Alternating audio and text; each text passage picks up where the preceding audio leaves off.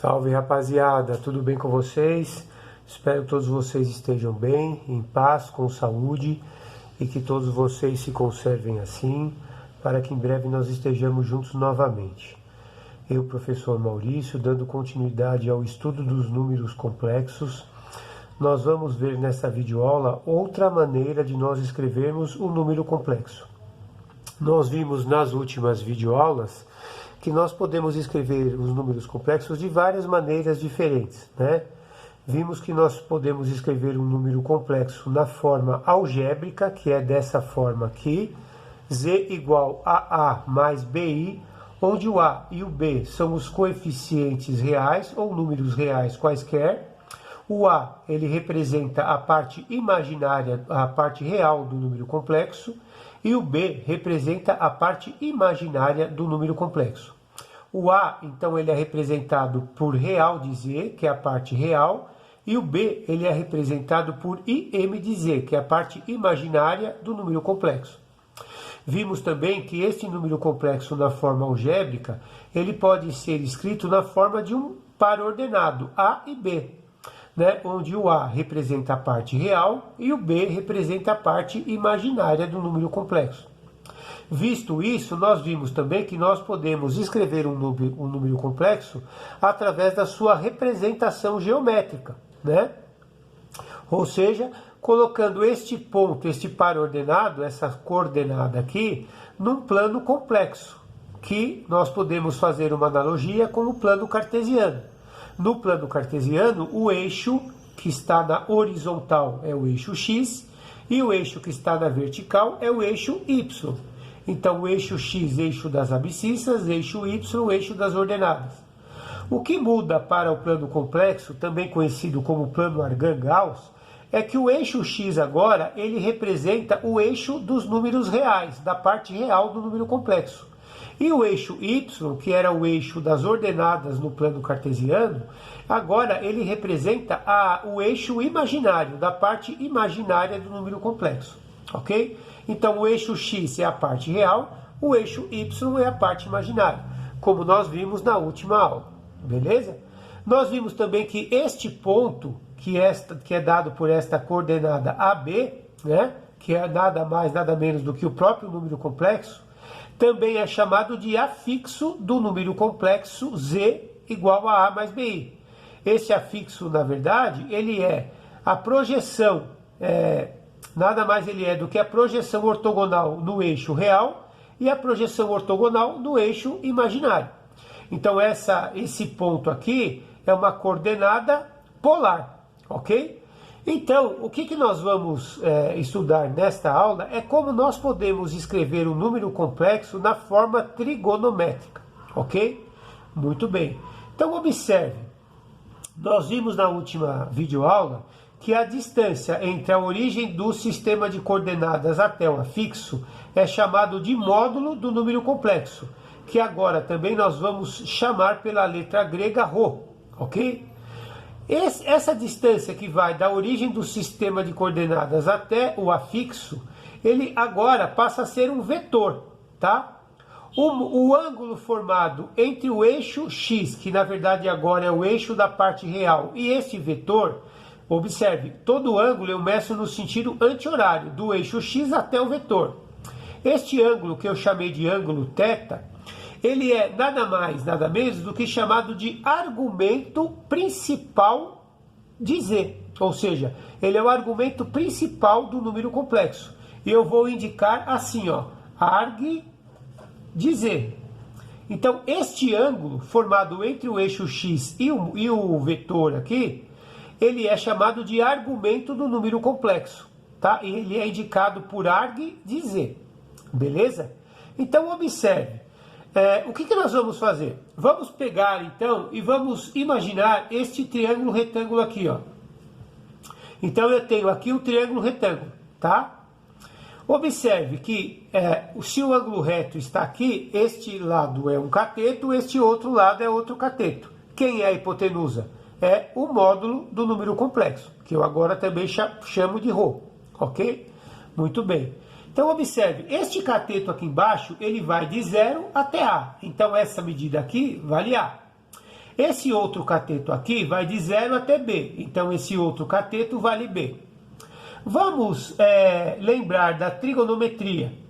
Como que eu faço para determinar o cosseno desse ângulo? Vamos lá. O cosseno do ângulo. Quem é o cosseno? É a razão ou a relação entre o cateto adjacente e a hipotenusa, ok? Muito bem. Quem é o cateto adjacente deste ângulo, deste argumento? Qual é o cateto que forma ou que determina este ângulo junto com a hipotenusa, que no caso é o argumento? Que é o argumento não, que é o módulo do Z. No caso, o meu cateto aqui, o adjacente, é o A. Quem é a hipotenusa? A hipotenusa é o módulo do número complexo, que é o Z, ok? Então, observe. Então, eu tenho que o cosseno do ângulo θ é igual ao A dividido pelo módulo do Z, ok?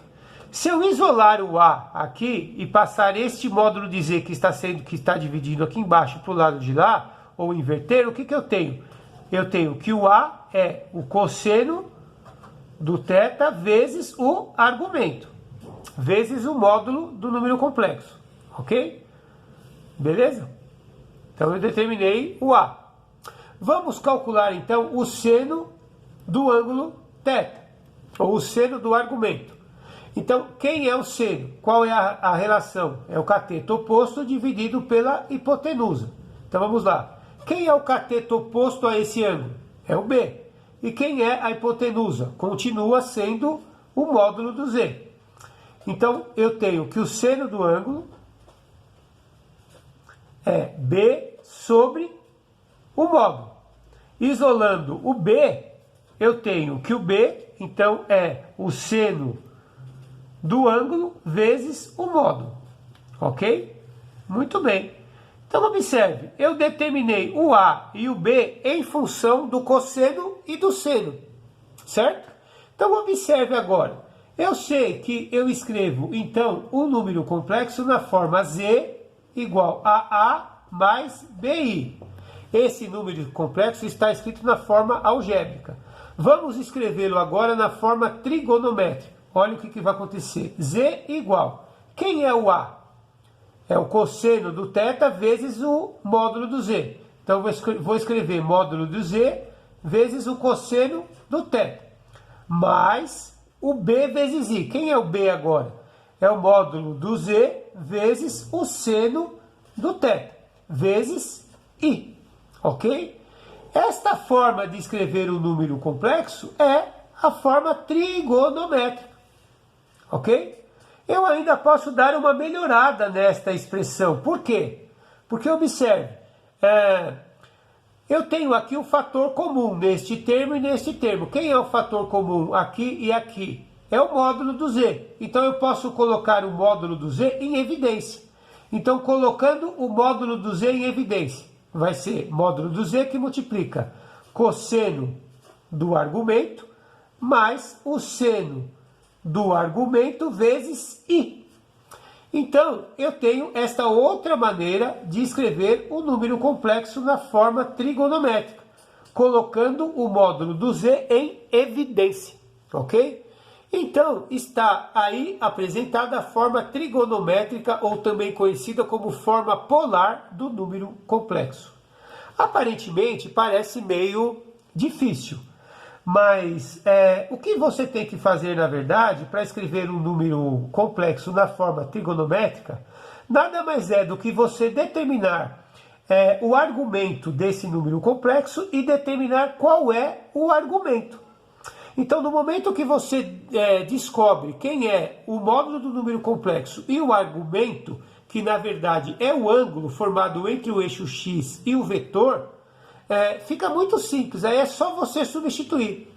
Vamos fazer um exemplo. Então vamos fazer um exemplo.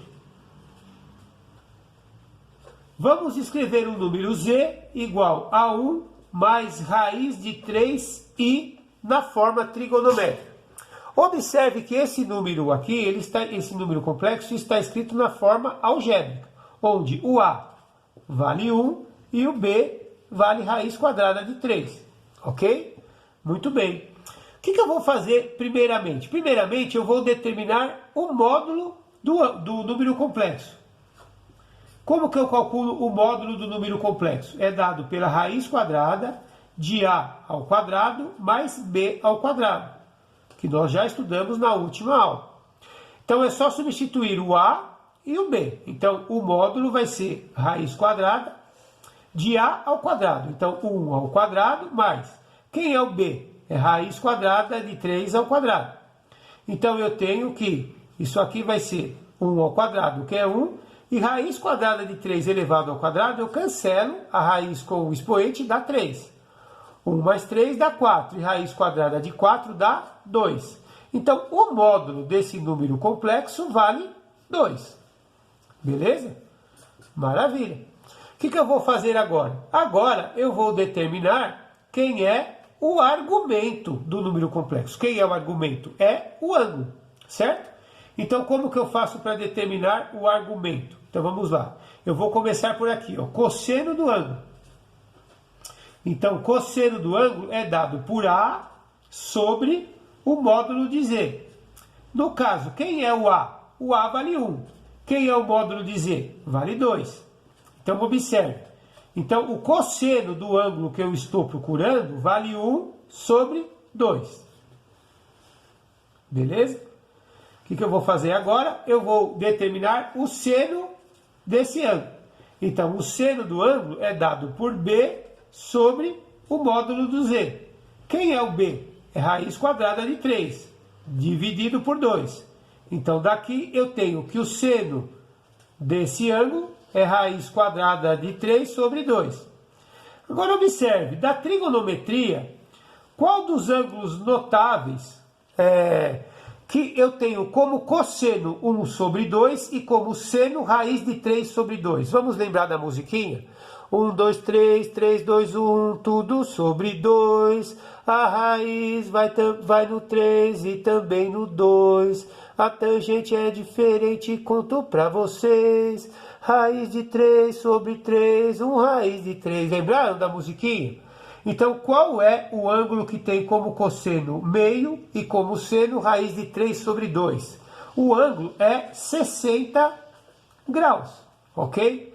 Lembrando um fato importante, este ângulo, que é este argumento, ele tem que ser maior ou igual a 0 grau e menor ou igual a 360 graus.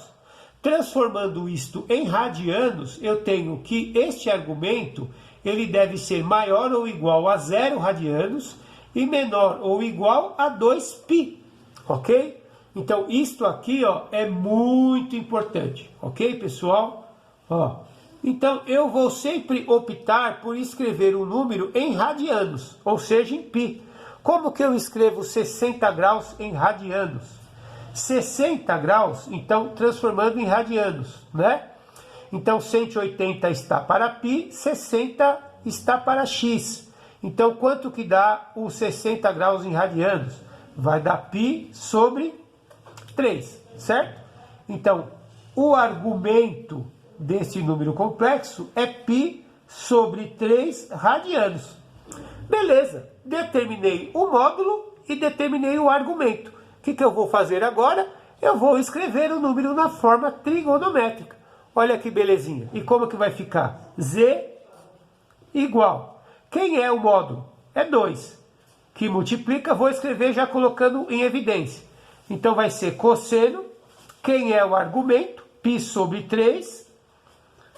Mais o seno do argumento, que é π sobre 3, vezes i. Prontinho. Escrevi o número 1 mais raiz de 3i na forma trigonométrica. Tá aqui, ó. Beleza, pessoal? É isso aí. Espero que vocês tenham entendido. Fiquem com Deus, fiquem em paz. Obrigado pela atenção e até a próxima.